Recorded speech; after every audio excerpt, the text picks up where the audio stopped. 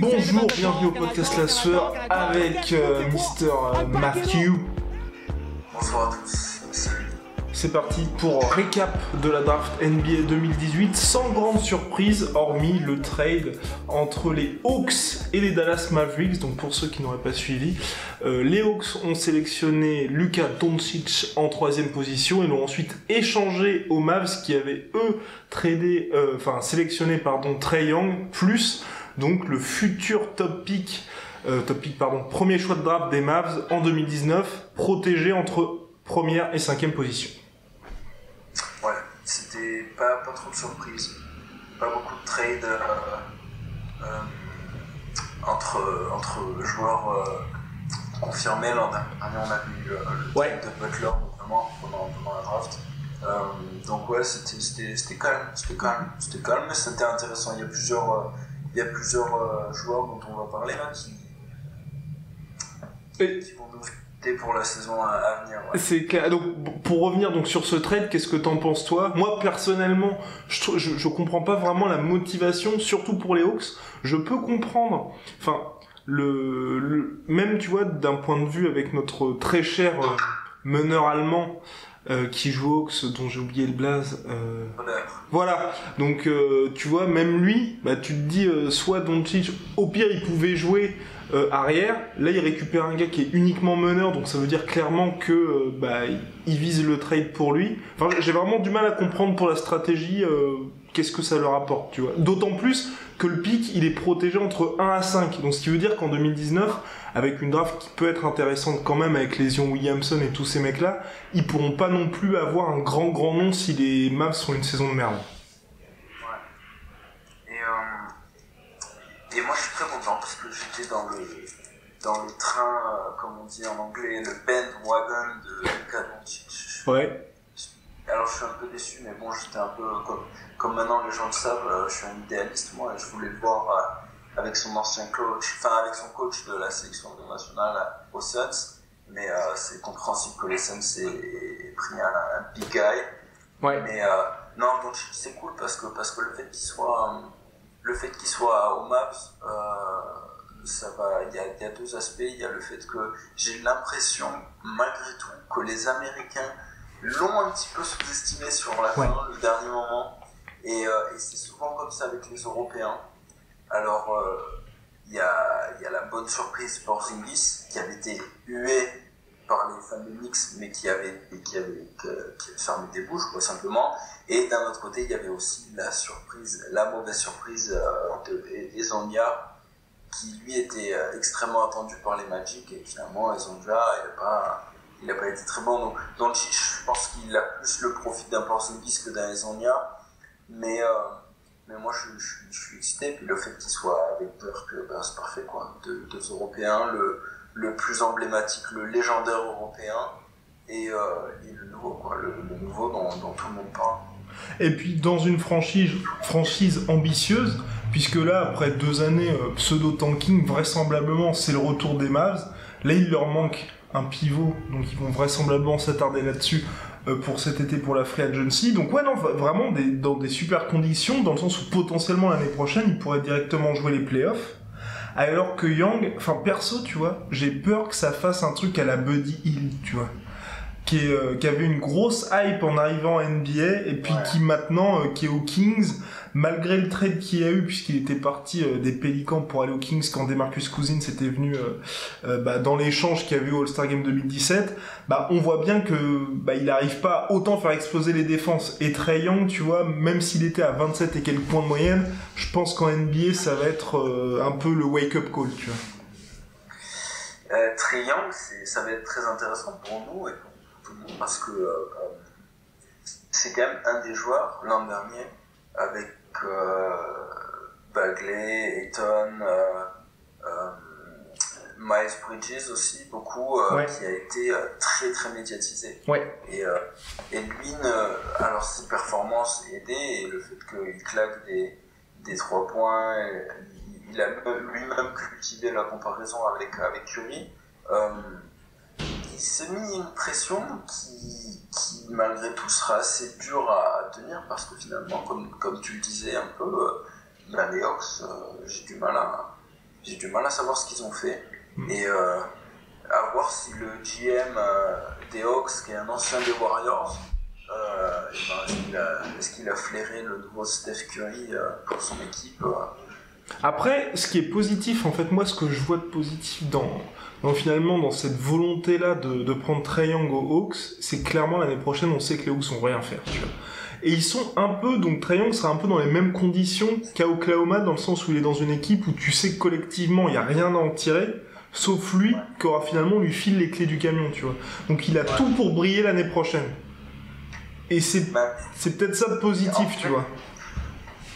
Il pourrait faire une saison un peu à la Dennis Smith l'an dernier, il a brillé, mais il a été bon, tu sais, il a fait des highlights de temps en temps, c'était sympa quoi. Mais d'un autre côté, dans les conversations, et alors l'an dernier c'était particulier parce que la classe de draft était absolument extraordinaire, mais on parlait pas de lui, quoi. Genre à la fin, les gens dont on parlait, il faut que tu aies des résultats, quoi. Et c'est là où je me dis que les Mavs ont le meilleur profil, parce que pour moi, Doncic a le profil pour faire une saison alors il aura plus d'attentes que Donovan Mitchell, mais tu sais, dans le style, genre, je vais peut-être me qualifier en play-off, alors que finalement on n'en attend pas autant de moi que de faire le play-off, et en gros, genre, je vais faire ma saison sans pression, quoi. Ah, mais genre, clairement, c'était la bonne surprise de l'an dernier, quoi. Ouais. Et de toute façon, c'est un mec qui est extrêmement talentueux, mais tu vois, qui a pas non plus besoin de faire des gros stats et d'être au centre de tout pour briller. Et c'est ce qui est positif. Après, j'attends aussi de voir un peu comment fonctionnera la cohabitation avec Dennis Smith, tu vois, avant de dire ça va être top. En tout cas, Dennis Smith était ravi de la draft de Doncic, donc ça peut jouer. Comme tu dis, Dirk Nowitzki, lui, est déjà fan numéro 1. Donc quand t'as le patron plus le rookie qui sont ok, vraisemblablement tout devrait bien se passer. Ça peut être pas mal pour les deux parce que c'est deux joueurs différents et ils offrent tous les deux des capacités de meneur. Ouais. En pouvant se suppléer, quoi. C'est-à-dire que ce sera pas les Splash Brothers de Golden State. Là, les deux peuvent avoir une influence sur la main et donc offrir au coach et à Dallas plusieurs options, quoi. Ouais, tout à fait. On va avancer un petit peu, parce qu'on va pas passer 3 heures sur nos amis. Ouais. Premier pick, voilà, du numéro 1, évidemment, DeAndre Ayton, enfin tout sauf une surprise, c'était attendu.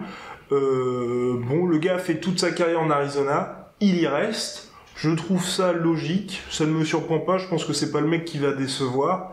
Et puis, c'est bien pour les Suns, pour leur futur. Ouais, ça devrait... Alors les Suns, moi j'adore Booker, mais les Suns, c'est notre équipe League Pass de l'an prochain. C'est-à-dire que en défense, ils vont être à chier, mais il y a moyen qu'en attaque, ils nous régalent et qu'on a envie de les regarder, quoi. Ouais, et puis après, à savoir ce qu'ils vont faire aussi de Tyson Chandler, parce que mine de rien, c'est un très gros salaire, là, il est, selon toute vraisemblance, poussé vers la sortie, donc peut-être qu'il pourrait essayer de récupérer des pièces intéressantes, mais en tout cas, le trio... Ils ont beaucoup de... Ouais, vas-y. Ils ont beaucoup de jeunes joueurs. Ouais. À voir, un peu comme les Kings, ils ont énormément de jeunes joueurs où on peut se dire, imaginons que 2 ou 3 se révèlent réellement, genre, je pense à des Marquis Chris ou à des Josh Jackson. Tu te dis, ils se révèlent un peu, ils commencent à monter leur niveau, et tu te dis, les Suns, d'un coup, ça peut être une équipe intéressante. Ouais, surtout que Josh Jackson, justement, donc 4e choix de draft en 2017, avait commencé vraiment à carburer à la fin de saison dernière. Là, il profite de l'intersaison pour prendre du muscle, comme un peu tous les rookies, qui soient déjà bien charpentés. Ça peut être hyper intéressant.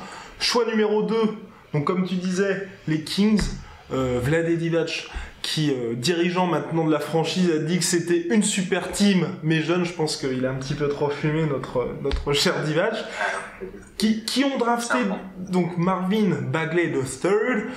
Là aussi, moi, j'ai pas de problème avec ça. Bagley, ça fait hyper longtemps pour ceux qui suivent un peu le basket sur la sueur ou ailleurs qu'on en parle. Le mec a une grosse hype depuis le lycée. La saison dernière, il jouait avec James Harden et Chris Paul. Enfin bref, valeur sûre. Première saison à Duke où il tournait en 20-11. Bref, tranquille quoi. C'est intéressant pour les Kings. En fait, jusqu'au dernier moment, je savais pas qu'ils allaient prendre les Kings.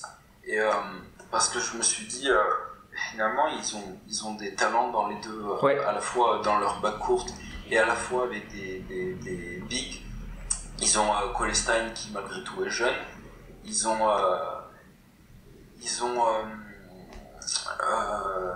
Skal Labissière. Ouais, Darren Fox. Et le troisième, c'est Harry Giles qui lui était. Finalement, il a un peu une situation, on en parlera peut-être un peu plus tard dans le podcast, mais à la Michael Porter, tu sais, où Harry Giles, c'était vraiment un top prospect qui a été blessé. Les Kings le prennent. Est-ce qu'il arrivera? Donc, il a passé une saison un peu tranquille l'an dernier. Est-ce qu'il arrivera à s'affirmer? Et c'était un vrai grand talent. C'est intéressant. Ils prennent un big guy en plus. Les Kings, je pense que tu seras peut-être d'accord avec moi. Ils vont le faire jouer en 4, Bagley. Ouais. Ah oui, bah clairement. De toute façon, c'est son poste un peu préférentiel et je pense que là, c'est là qu'il pourra faire le plus de mal avec toutes ses capacités athlétiques. Franchement. Non, mais en tout cas. Je pense, à mon avis, que pour une fois, les Kings, tu vois, se sont pas foirés à la draft. Ouais. Et puis je crois que ce qui a fait aussi un peu la différence, c'est que des top prospects, Bagley c'est le seul à s'être entraîné avec les Kings. Et que par rapport à ça, ils ont dû avoir envie aussi de se dire, bon bah là on connaît le gars. Ouais, clairement. Donc voilà, les Kings... Bonne draft. Ensuite, nous avons les Grizzlies qui ont pris Jaren Jackson. Donc là encore, un intérieur, le retour des intérieurs vraiment avec cette draft 2018. Je ne suis pas surpris non plus.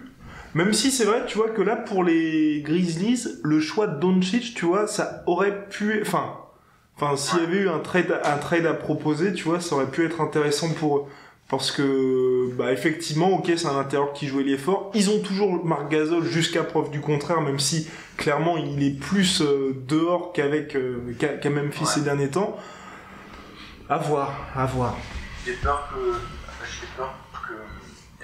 ce soit pas suffisant pour les empêcher de tanker. Oui, clairement. Ah oui, de toute façon, là, l'équipe l'année prochaine, vu ce qui s'est passé la saison dernière avec Marc Gasol, même s'ils ont viré leur coach pour satisfaire leur franchise player, je pense que cet été, ça risque de bouger aussi à Memphis. Ouais. Donc... Ouais, ça va être... c'est dur, c'est chiant pour un mec comme Gasol, parce que quand tu le voyais l'an dernier faire les 4e cartons sur le banc, c'était chiant quoi. Mais à voir, certainement que dans la draft de l'an prochain ils auront un pic encore, c'est ce qu'ils vont faire espérer de faire comme une renaissance à la Sixers ou à la Kings si tout se passe bien. À voir. On verra bien. Ensuite, donc, Trae Young en 5e choix, sélectionné donc par les Mavs et puis échangé dans la foulée aux Hawks. Nous avons ensuite Mo Bamba, donc le mec qui avait une énorme hype au fil des workouts et puis qui a été sélectionné par le Magic. Voilà, je suis content pour le Magic, qui est vraiment la franchise qui passe son temps à vraiment développer des jeunes et ensuite les voir filer dans des plus gros marchés. Là, ils ont une nouvelle chance avec Mo Bamba. Bon, est-ce que de là à mettre fin un peu à la période pseudo-tanking du Magic, je pense pas que ça va suffire, mais au moins, tu vois, ça va me donner envie de les regarder jouer. Ouais, ça fait une des équipes où on se dit à voir. Genre Bamba, comme tu sais, il a une hype, c'est un bon gars, tu sais, c'est un mec que t'as envie de suivre, que t'as envie d'aimer pendant un moment. Je sais pas quoi attendre des Magic, vraiment, ces dernières années. À voir si un mec comme Isaac peut se développer, que Gordon puisse affirmer pour de bon qu'il est un potentiel All-Star, parce que l'an dernier il avait été excellent sur les 10 premiers matchs. C'est ça. Et après, voilà, les Magic ont fait du Magic, se sont un peu effondrés. En fait, ça va être la première semaine de la saison où on va se dire qu'est-ce que peut faire les Magic, quoi. Exactement. On passe tout de suite donc au 7e choix, donc Wendell Carter, ailier fort center, plus belle tenue de la soirée. Plus belle tenue de la soirée, sélectionné par les Bulls. Bon choix, je trouve, pour les Bulls, qui mine de rien ont aussi pas mal de jeunes. Parce que et des bons jeunes, parce que le trade de la saison passée pour faire pour se débarrasser quelque part un peu de Jimmy Butler, ça a payé. Et puis là, ils ont une belle petite équipe, je trouve. Les Bulls, on est d'accord qu'ils ne seront toujours pas playoffables en fin de saison, mais ça pourrait être un petit poil à gratter. Ouais, puis j'aime bien Carter, il a été un peu dans l'ombre à la fois sur le terrain et dans les médias de Bagley. Ouais. Donc le fait qu'il ait ce profil-là, tu vois des images qui passent sur les réseaux sociaux de lui, de son père, de sa famille. C'est un mec qui a l'air assez humble et tout. Bien pour les Bulls, avec une équipe qui n'a pas été toujours le cas, comme on disait avec les Kings. Moi, les Bulls, j'ai envie de les aimer, quoi. Je me dis avec Mark Allen et un type comme Carter, à voir, quoi. Mais c'est sûr qu'ils feront pas les playoffs l'an prochain. Malheureusement pour les fans de Michael Jordan, on passe au 8e choix de draft, celui qui va faire rester LeBron James dans l'Ohio, Colin Sexton, le meneur, qui est qualifié de joueur le plus compétiteur de cette draft, qui est quand même... moi, je suis content qu'ils aient choisi ce mec-là. Donc bon meneur, bon prospect. À mon avis, c'est pas ce qui fera rester LeBron, mais en tout cas, avec ce 8e pick, pour moi, les Cavs ont fait le taf. Et ils ont fait le taf et ça me fait chier parce que comme je vois la déliquescence des Cavs, on la sent tous arriver, et ben je me dis putain, un Colin Sexton, je l'aime bien, j'aurais aimé le voir ailleurs, quoi, pour pouvoir apprécier. Non, c'est un mec un peu exubérant, très très expressif. Ce qui va faire rester LeBron. Je te laisserai répondre à cette question, mais je crois qu'on n'y croit pas trop. Non, clairement, non. À voir s'il va pas se faire... L'avenir des Cavs va être... De toute façon, ça va bouger, quoi. Non, mais moi, ce qui me dérange beaucoup ce qui me dérange, ce qui fait que je me pose un peu des questions avec cette draft-là, c'est que Colin Sexton, voilà, on est tous les deux d'accord que le mec, il est hyper talentueux, sauf que les Cavs sont toujours... à la recherche donc du trade de Kemba Walker, donc vraisemblablement Kemba Walker, si tu le trades, c'est pour que le mec soit titulaire. Ils ont aussi George Hill qui est toujours sous contrat, donc vraisemblablement ça veut dire qu'ils ont drafté Sexton soit pour le trader, et que là, même si le mec il a récupéré le numéro 2 de Kyrie Irving, il fait pas du tout partie des plans de la franchise. Donc je sais pas vraiment ce que font les Cavs là. Il y en a beaucoup qui ont dit qu'ils avaient drafté Sexton complètement non pas pour le trader, mais en fait il l'avait drafté peu importe en fait si LeBron restait ou pas, et qu'en gros c'était vraiment le choix des Cavs. Mais là, de ce qui se passe, de ce qu'on entend toujours, vraisemblablement non, c'est un mec qu'ils l'ont tradé pour sa valeur aussi. Donc je sais pas du tout quel est le plan des Cavs là pour la free agency. Ouais, ça va être de toute façon pour parler des Cavs, il faut qu'on soit fixé sur l'avenir de LeBron, quoi. Sinon, ça va être difficile de faire des pronoms pour l'an prochain. Ouais.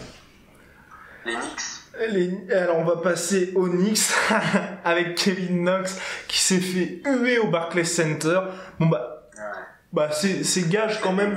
Vas-y. C'est les meilleurs pour huer tous les choix de leur franchise. Et alors, Frankie était passé un peu à travers l'an dernier, même si quand même il y avait eu des doutes, mais Kevin Knox, ils ont reproché aux Knicks de ne pas avoir pris de porteur, dont on parlera certainement encore un peu plus tard, mais intéressant, quoi. Kentucky, John Calipari, à voir quelles seront ses minutes, de toute manière la saison de Porzingis qui déterminera. Si saison il y a, elle déterminera celle des Knicks. Donc ça m'étonnerait que Knox, qui joue aux Knicks, c'est assez rigolo à dire, aura un rôle important.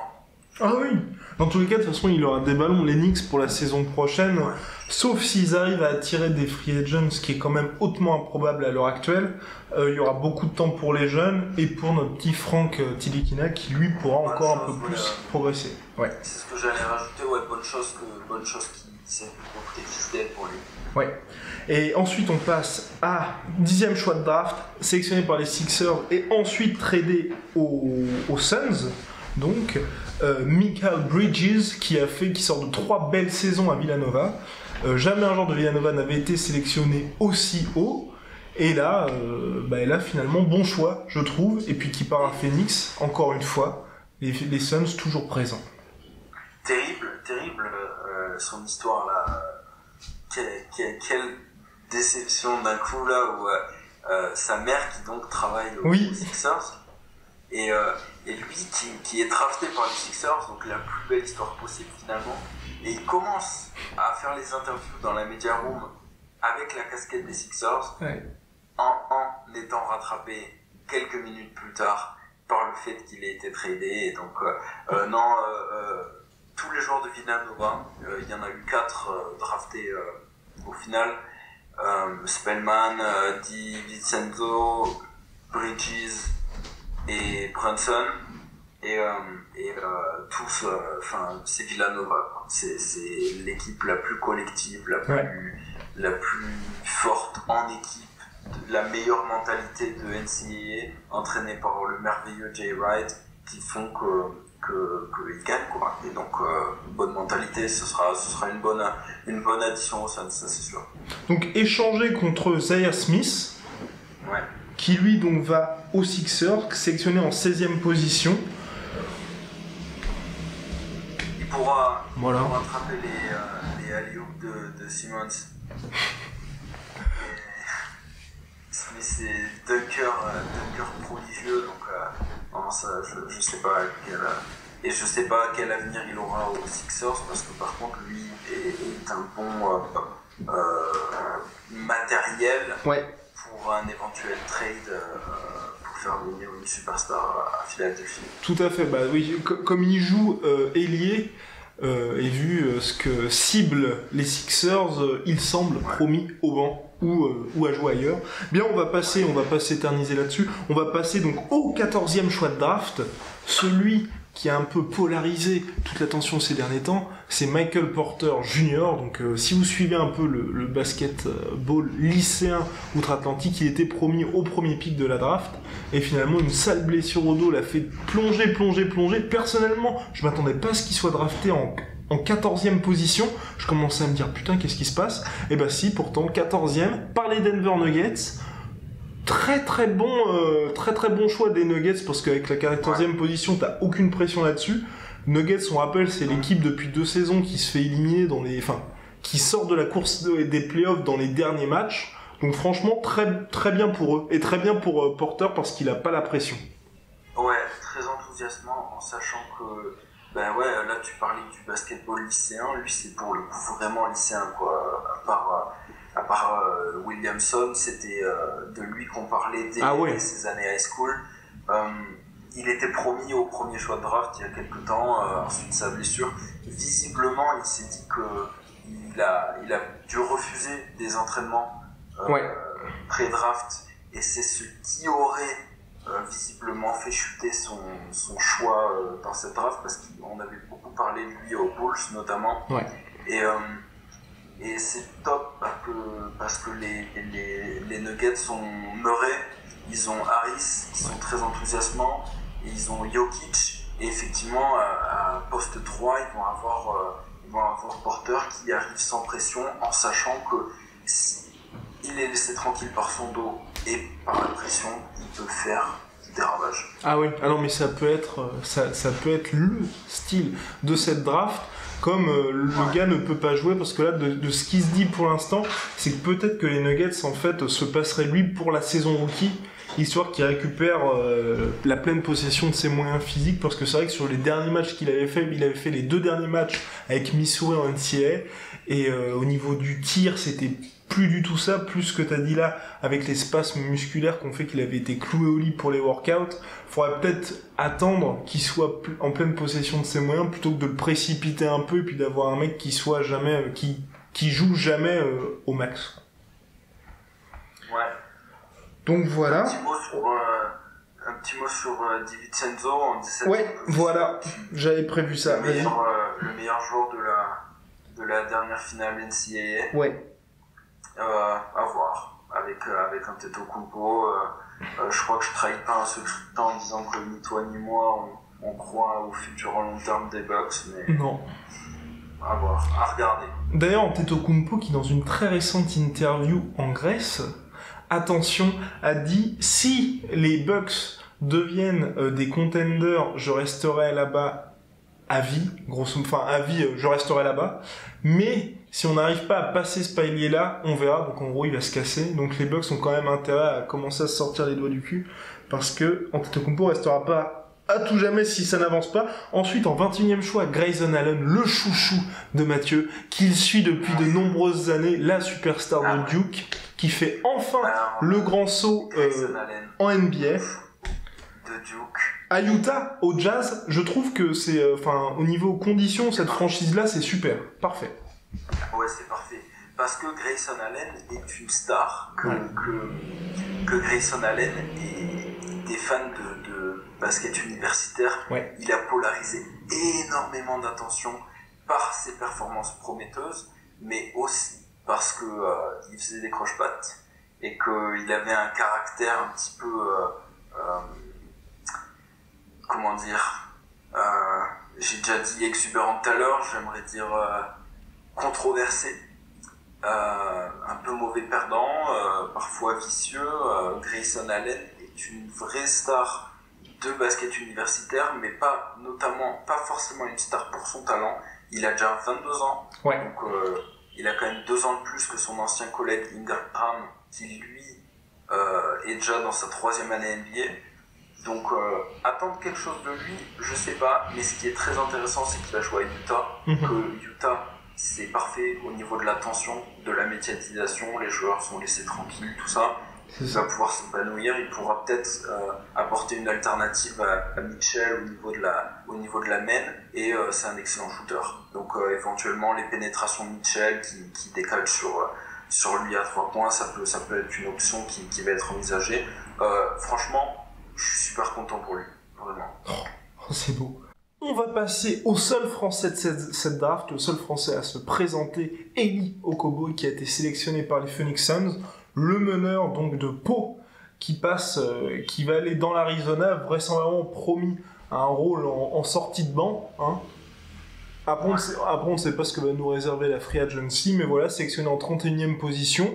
Là aussi, se retrouve dans un groupe jeune, on en parle depuis pas mal de temps, là, depuis le début de ce podcast des Suns, qui poursuit vraiment le rajeunissement, et puis là, avec notre petit Frenchie, il aura vraisemblablement des minutes, c'est ce qui est... il aura pas de pression. Ouais, ça non plus, c'est clair. Parce que les meneurs ont énormément déçu Peyton en étant le dernier exemple. Ouais. Non, c'est pas mal à voir ce qu'il peut faire. C'est sûr que on est excité, c'est le seul Français de la draft, donc forcément on va avoir des yeux sur lui. Je propose de finir sur cette draft avec le 60e choix, Kostas Antetokounmpo, qui file au Dallas Mavericks, le petit frère de Giannis. Pas la même hype, hein, bien évidemment, que le franchise player des Bucks. À voir, j'ai envie de dire. À voir. En tout cas, il recevra des conseils précieux d'Ishaya Thomas. Ouais, qui voulait appeler le dernier pick. Voilà. C'est terrible pour eux. Ça, c'est Isaiah Thomas qui récupère l'attention comme il le peut ces derniers temps et qui court. C'est terrible parce que sa vie fait que sa vie perso fait qu'on peut pas. Enfin, c'est dur de se moquer de lui ou quoi, mais il court désespérément après l'année magnifique qu'il a passée aux Celtics. Non, c'est terrible. C'est terrible parce que, rappelons-le, Isaiah Thomas qui était donc 3e meilleur scoreur en 2016-2017, qui fait des playoffs héroïques avec 53 points, enfin bref, c'est un truc de dingue. Et et c'est de sa sœur juste avant oui. un premier tour c'est ça. Qui joue malgré tout, qui met ses 53 points après même, je crois. Oui, c'était après. Et qui se blesse ensuite à la hanche et qui depuis peine à retrouver son niveau et qui va être agent libre. Qui est agent libre même cette saison. Tu le vois aller où toi, Thomas? Alors moi j'ai tellement peur que le mec, déjà, je pense que tu vois le contrat qu'il voulait n'arrivera jamais. Je pense qu'il aura même pas un contrat à 15 millions par an. Il touchait, je crois qu'il touchait 6 là. Ouais. Autour des 6 il touchait. Et alors, en fait je sais pas qui pourrait parier sur lui. Non, j'ai aucune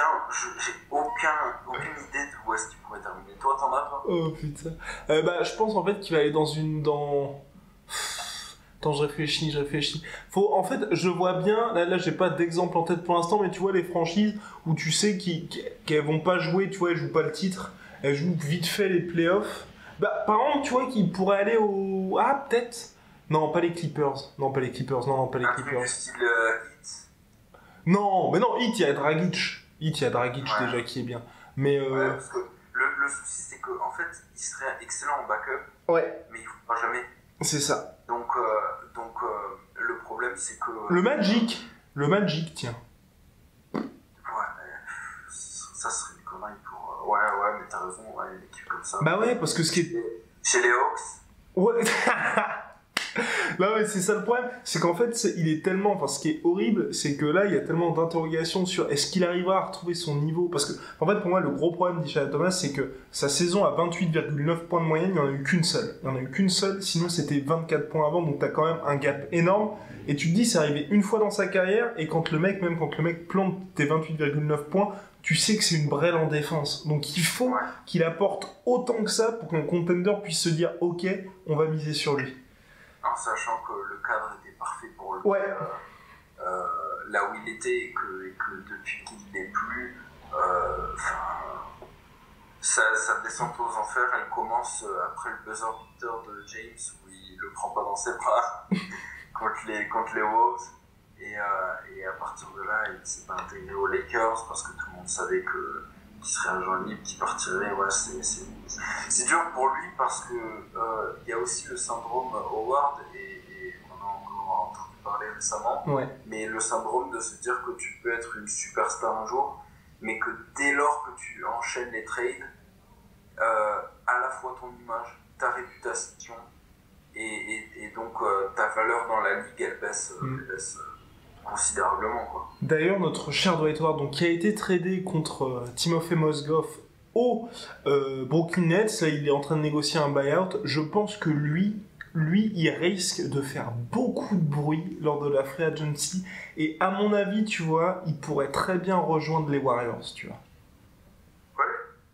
Parce que le gars, de toute façon, avec son buyout, vraisemblablement, il devrait récupérer pas tout son salaire, mais quelque chose comme 20 millions. Donc pour la saison prochaine, il sera dans tous les cas tranquille, et il pourra aller donc chez n'importe quel contender pour le minimum vétéran, donc c'est 2 millions 1 pour un mec de ce calibre-là, je pense. Et à mon avis, tu vois, les Warriors, ils vont lui dire bah mec, voilà, tu signes avec nous pour un minimum, mais t'as les finales quasi garanties, et un Dwight Howard, tu vois, remotivé dans une équipe comme Golden State. Il a de l'orgueil comme tous les joueurs de l'NBA.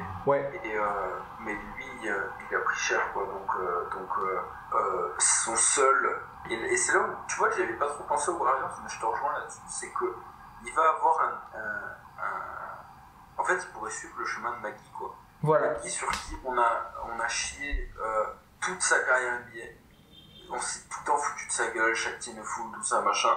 Howard, il a pris pareil dans sa gueule, et la seule réponse qu'il peut dire, c'est montrer sa main et dire j'ai une bague. Voilà. Non, mais lui, franchement, ça va être très très intéressant de voir ce qu'il va faire, parce que mine de rien, on se fout de la gueule de Dwight Howard, mais cette saison, c'était 16 points, 12 rebonds. Donc somme toute hyper solide avec les Hornets. Donc à suivre. Qu'est-ce qu'il y a d'autre qui s'est passé dans ces derniers jours? Bah, moi, un petit mot sur Moritz Wagner qui ne devrait pas rester aux Lakers, mais que j'aime beaucoup. Ouais. Parce que je suis un fanboy NCAA et bon, je pense pas qu'il reste parce que les Lakers ont décidé de se bouger sur les trades cet été. Ouais, Wagner, il a mené Michigan et c'est un mec cool. J'adore ce gars. C'est un mec cool. J'adore ce gars. D'ailleurs, en parlant des Lakers, alors. Pas du tout un avis objectif, mais c'était cool. Voilà, c'est vrai. Alors, tu penses qu'il va se passer quoi pour les Lakers? Parce que là, moi, ce qui m'a un peu refroidi dans toute la hype qu'il y avait autour d'eux, c'est que visiblement, les Spurs ne veulent surtout pas trader Kawhi Leonard. Mais quand on dit surtout pas, c'est que d'après les reports, ils sont vraiment pris un énorme stop en mode si Kawhi part, ce sera surtout pas chez vous. Et donc est-ce que LeBron va vouloir signer? Est-ce que Paul George va signer? De toute façon, la première clé semble LeBron James, selon toute vraisemblance. Oui, mais moi je pense que pour Paul George notamment, le facteur le plus important c'est Kawhi. Parce que Paul George, il a déjà tenté. Paul George, il était franchise player à Indiana. Ouais. Il n'a pas réussi à les faire. Ils se sont fait sweeper par les Cavs. Ouais. Alors que les Indiana de cette génération, cette année, ils ont failli faire tomber les Cavs. Ils ont été beaucoup plus enthousiasmants. Ils tentent le pari d'aller à OKC. Paul George, il se dit si je fais le pari de jouer avec James et que ça marche pas. Mais ça marchera avec James. Ça marchera avec James. Parce que quelque part, moi, ça marchera, mais ça fera pas victoire en finale. Je sais même pas si ça fera les finales. Ça fait alors. S'il joue avec James, en fait, moi je pense, si les deux sont ensemble aux Lakers et qu'il n'y a pas Kawhi, je pense qu'ils se font sortir par. Il n'y a que les Warriors qui sont plus forts que à l'Ouest. Parce que je pense qu'ils tapent les Rockets. Ouais. Parce que de toute façon, pour George, ce qui fait que pour moi ça n'a pas marché à OKC, c'est que Westbrook, en fait, il n'a pas les qualités que Paul George n'a pas. À savoir que Paul George, tu vois, s'il joue avec James, il sait que dans le money time, t'as un mec qui peut le porter. Alors que Westbrook, on sait très bien qu'il a le même problème que Paul George, c'est le gars, il va quand même vouloir tirer, il va quand même vouloir jouer l'héros, mais ça va se transformer en brique. Et Paul George, je pense qu'il sera beaucoup plus apaisé avec ça. Et vas-y, continue sur Kawhi alors. En fait, je m'étais dit justement que George, s'il prend le pari d'aller à LA, avec Kawhi, il peut se dire ça marche pas l'an prochain, ça marche pas l'année d'après, mais je sais qu'avec Kawhi, c'est du long terme. Genre, je peux me prévoir, peut-être même, lui qui est de Californie, d'y finir sa carrière. Quoi. Ouais. Ah, tu vois ça comme ça. Moi, ce que je me dis, c'est comme. Parce qu'en fait, je me dis que George, au point où il en est, je sais pas si c'est bon pour ça. Alors, est-ce qu'il s'en fout pas, mais pour sa carrière, de rechanger l'équipe après les Lakers. Non, mais pour moi je le vois rester dans le sens où, tu vois, James, à mon avis, là il va aux Lakers, grosso modo, il irait jusqu'à la fin de sa carrière, sauf si son fils, tu vois, vient en NBA et genre signe aux Cavs, il se dit, allez, je termine en vieux briscard aux Cavs, tu vois. Et je pense qu'il se dit ça, les deux sont hyper potes. Tu sais, on sait que l'année dernière, déjà, ils avaient failli jouer ensemble et tout ça. Ouais. T'as les deux ensemble, un mec comme LeBron, s'il a un gars comme Paul George. Et puis même, mine de rien, s'il y a un trade qui se fait, on sait qu'il y aura Lonzo Ball ou Ingram qui restera. Donc LeBron, tu vois, je pense que en étant en mode cruising LeBron, donc genre, tu vois, 23 points, 6 rebonds, 6 passes, clairement, je pense qu'il peut jouer encore 6-7 saisons à un gros niveau, tu vois. Ouais. Tu vois. Ouais. Non, mais c'est clair, de toute manière, n'importe quelle équipe dans laquelle il y aura LeBron fera les playoffs, mais après je suis d'accord avec toi, c'est vrai que s'ils sont que deux, sportivement, ça va être très compliqué pour les Lakers. C'est un gros pari. Ouais. C'est-à-dire que il faut que ça marche. Et par contre, si George quitte OKC, c'est terrible pour notre ami Ross. Ouais, mais ce que je veux dire, c'est que moi, en fait, tu vois, c'est pour ça aussi que je me dis, t'es en train de dire, il a vu ce que ça donnait avec Westbrook, mais justement, pourquoi est-ce qu'il resterait? Est-ce que tu vois... est-ce que tu le vois re-signer en se disant, honnêtement, moi je le vois pas rester et que ce soit complètement différent la saison prochaine? En fait, moi, George, j'aimerais le voir ailleurs. Genre, chez les Rockets, tu vois. Ouais, il serait bien chez les Rockets. Ça me ferait vraiment plaisir. Si les Rockets gardent... alors Paul, je sais pas, parce qu'il ne peut pas faire de concessions, ouais. Mais imaginons que les Rockets gardent Harden, qui fasse signer Paul et qui réussissent à garder Capella tout en se débarrassant d'Anderson. Tu dis, là, il peut se dire que George, il a un avenir avec une équipe des Rockets qui potentiellement peut contester le titre, quoi. Tout à fait, extrêmement intéressant. De toute façon, on suivra ça au début de la Free Agency. Mon cher Mathieu, je te donne rendez-vous le 2 juillet, très précisément, pour le début de l'apocalypse, puisque la Free Agency aura ouvert depuis 24 heures. On sera là, on fera un petit récap. On sera là, n'oubliez pas de nous checker sur Instagram, Facebook, Snapchat, @lasueur, Twitter, @lasueur_off. À la prochaine. Salut.